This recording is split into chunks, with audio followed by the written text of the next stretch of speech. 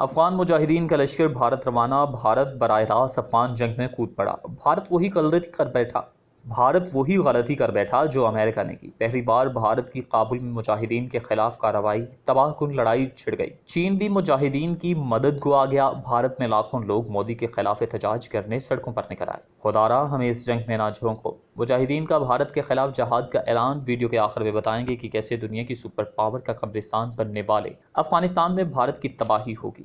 ناظرین، اس میں کوئی شک نہیں کہ بھارت اور افغانستان کی گورنمنٹ ٹو گورنمنٹ تعلقات بہت اچھے ہیں، لیکن گزشتہ 20 سالوں میں افغانستان میں بھارت کا اسلحہ استعمال نہیں ہوا تھا۔ پھر آخر مودی سرکار نے وہی غلطی کر دی جس پر چین، روس پہلے ہی بھارت کو منع کر چکے ہیں کہ اگر یہ جنگ بھارت تک گئی تو حالات قابو سے باہر ہو جائیں گے۔ بھارت کی افغانستان میں مداخلت، بھارت آج بھڑکتی ہوئی آگ میں کود پڑا۔ اب بھارت کا مقابلہ کسی اور سے نہیں بلکہ دنیا کے خطرناک ترین جنگجوؤں سے ہوگا۔ مجاہدین ٹینک میدان میں لے آئے، جنگ شدت اختیار کر گئی۔ چین اور روس نے بھی مکمل تیاری پکڑ لی۔ پاک فوج سرحدوں پر الرٹ ہو گئی۔ امریکہ اور بھارت افغانستان میں بڑی گیم کرنے کے چکر میں ہیں، کیونکہ طالبان نے بھارت کو اپنا سب سے بڑا دشمن مان لیا ہے اور اس کا وہی حال کرنے کی ٹھان لی جو انہوں نے امریکہ کا کیا۔ بھارت ہر روز طالبان کے خلاف زہر اگل رہا ہے، جس کا طالبان نے اب کشمیر میں جواب دینے کا پلان بنا لیا ہے۔ طالبان کا صبر جواب دے گیا، کیونکہ بھارت ہمیشہ سے طالبان کو اپنا دشمن مانتا ہے، جبکہ پوری دنیا طالبان کے ساتھ مذاکرات کا سوچ رہی ہے۔ لیکن اب بھارت ہے کہ وہ طالبان کے خلاف بانسری بجا کر پتہ نہیں کیا ثابت کرنا چاہ رہا ہے۔ شاید وہ خود کو دنیا کا سب سے بڑا جمہوریت پسند کہلوانا چاہ رہا ہے، اس لیے طالبان کے خلاف جھوٹ کو سچ بنا کر پیش کر رہا ہے۔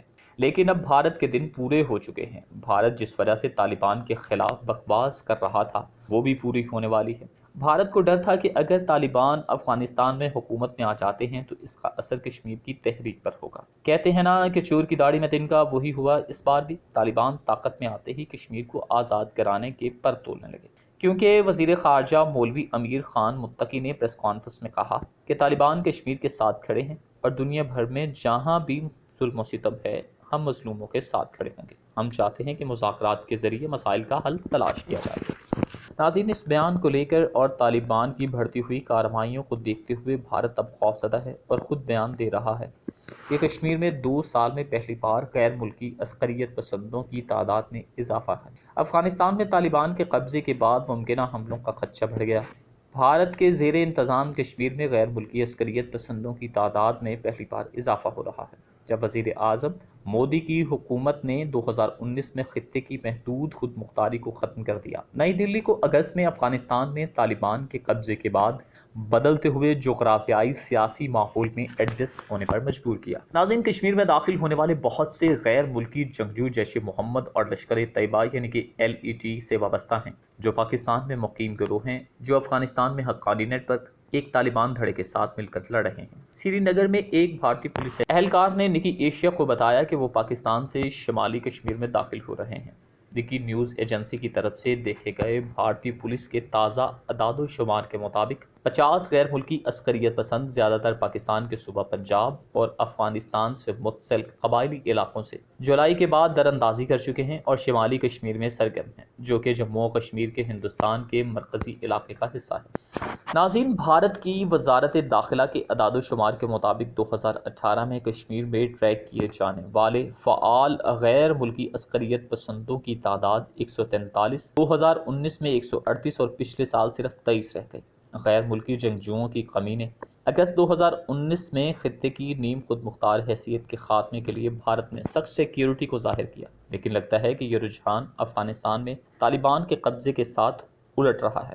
ناظرین، کشمیر میں انسداد بغاوت کی کارروائیوں کے ذمہ دار ایک سینئر ہندوستانی سیکیورٹی عہدیدار نے نام ظاہر نہ کرنے کی شرط پر نکی کو بتایا کہ دراندازی میں اضافہ ہوا ہے، ابھی ابتدائی دن ہے۔ انہوں نے مزید کہا کہ عسکریت پسندی میں حکمت عملی میں تبدیلی آ سکتی ہے، لیکن اسٹریٹجک تبدیلی میں تھوڑا زیادہ وقت لگے گا۔ عہدیدار نے پیش گوئی کی ہے کہ خطے میں مزید جنگجوؤں کے جوتے ہوں گے، کیونکہ ہتھیاروں میں تبدیلی اور حملوں میں مستقل مزاجی اسٹریٹجک تبدیلی کا اشارہ دے گی۔ ناظرین، 1989 میں افغانستان میں سوویت یونین کی شکست کے بعد مختلف ممالک سے اسلام پسند عسکریت پسند کشمیر میں داخل ہوئے تاکہ بھارت سے خطے کی آزادی کی جنگ لڑیں۔ بھارتی عہدیداروں، سیاستدانوں اور ماہرین میں خدشہ بڑھ رہا ہے کہ کشمیر میں دوبارہ اسی طرح کی در اندازی دیکھی جائے گی۔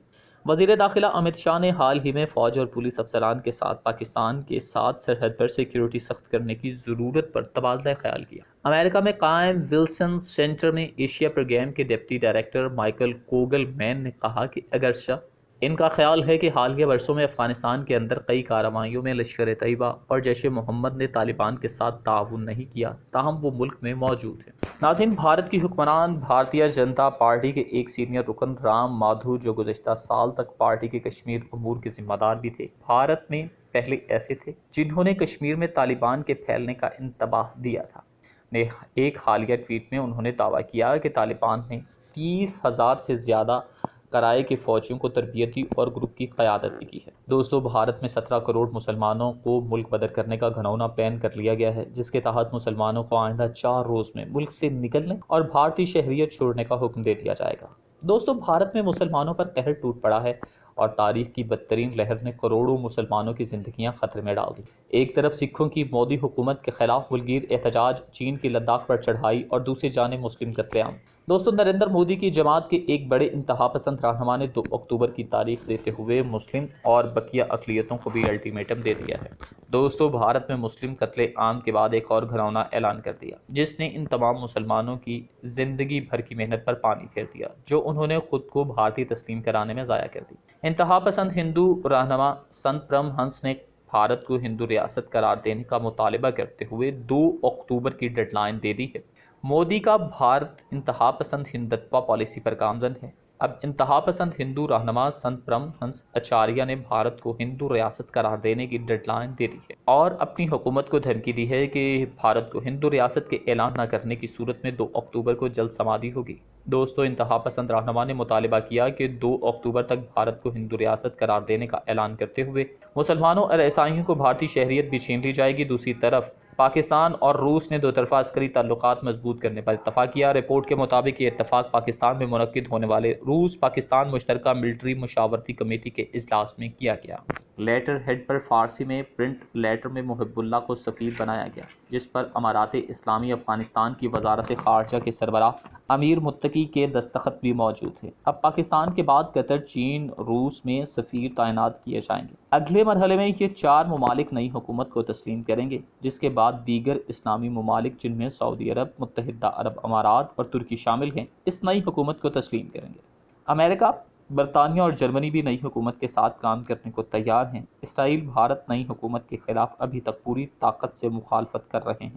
اقوام متحدہ میں بھی بھارت طالبان کے خلاف فرنٹ فٹ پر نظر آیا۔ امریکہ، برطانیہ اور جرمنی بھی نئی حکومت کے ساتھ کام کرنے کو تیار ہیں۔ اسرائیل بھارت نئی حکومت کے خلاف ابھی تک پوری طاقت سے مخالفت کر رہے ہیں۔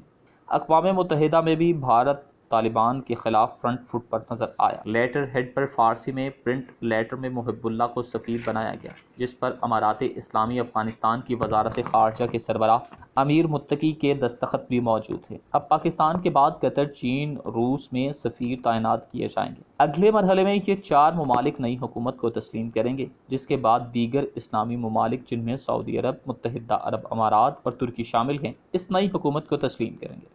امریکہ، برطانیہ اور جرمنی بھی نئی حکومت کے ساتھ کام کرنے کو تیار ہیں۔ اسرائیل بھارت نئی حکومت کے خلاف ابھی تک پوری طاقت سے مخالفت کر رہے ہیں۔